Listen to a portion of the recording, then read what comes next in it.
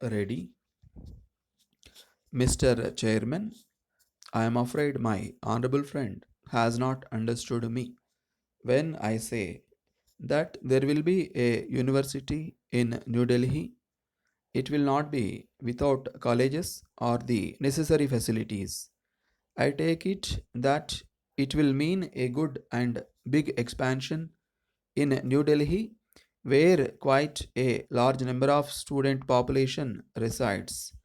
Some of them travel 8 or 9 miles every day. Though the transport question is a big question in Delhi, they have to stand for long hours in queues to get into the buses. That is a big problem. It is the duty of the central government, as also the Delhi University, which is said to be national university under the central government, to give admission to all the students who want to go for higher studies.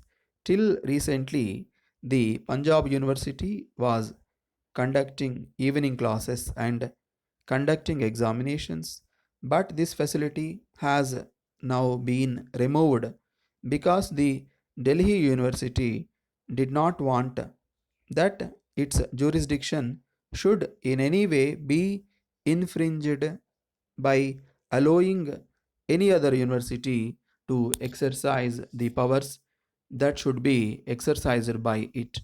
With the increase in the number of students and the closing of the evening colleges, the problem has grown bigger. So, the starting of the correspondence courses is quite welcome. It is also good that it is thrown open to students who are residing in any part of the country. This is the one way in which our difficulty can be met. After all, many young men want to go in for higher education or want to go to an evening college or attend a part time lecture so that while they are earning, they are able to improving their qualifications, they can put themselves to much better service. This is a good feature, but I do not think it is enough. The Honorable Minister says that they will start these courses only with the arts classes. This is a new experiment. I do not say it should start with all other subjects like science and technology, but I think it will meet only a very small fraction of the difficulty being faced by Delhi students, particularly when our country is advancing very rapidly and students of science and technology are more and more eager to find admission. It will be something to introduce these courses, but not in any half hearted manner. I somehow feel that these correspondence courses should have started at least with three subjects which were mentioned by the minister just now. Another thing that he mentioned is that the same teachers will set the papers, the lectures, etc. This may be a good feature, but the teachers who are teaching in schools and colleges may not be well conversant with the method of correspondence. Minister is able to remove our apprehension with regard to the standards that will be obtained by making the students go in for correspondence courses in different degrees and diplomas.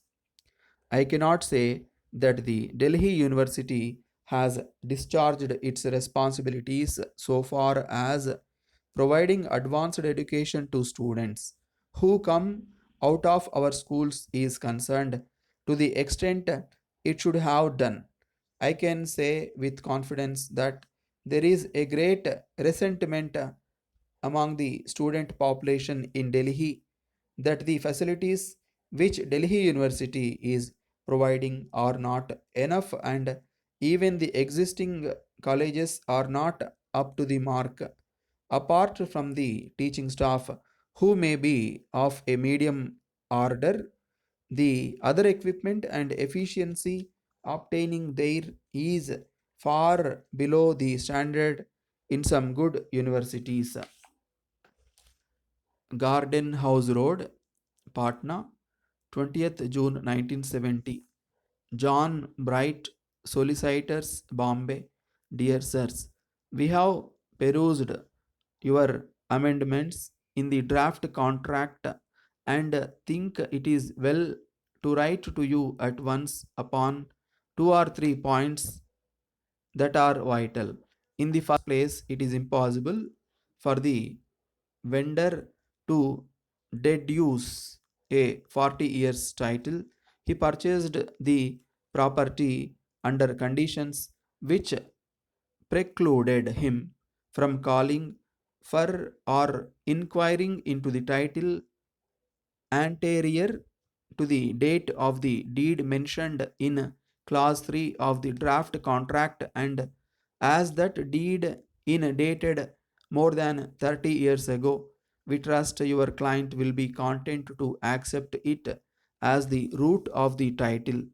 We observe also that your client wishes to postpone the completion of the purchase for 6 months from the present time. This proposal the vendor is unable to entertain. He informs us that he told your client before any offer was made that the sale must be completed by 25th of this month at the latest. He is not prepared to extend the time, and he instructs us to say definitely that if the sale is to proceed, the date named by us for completion must remain. Unless your client is willing to give way on these points, the negotiations must be considered at an end. On hearing he is willing to do so, we shall revise the draft for your approval. Yours truly.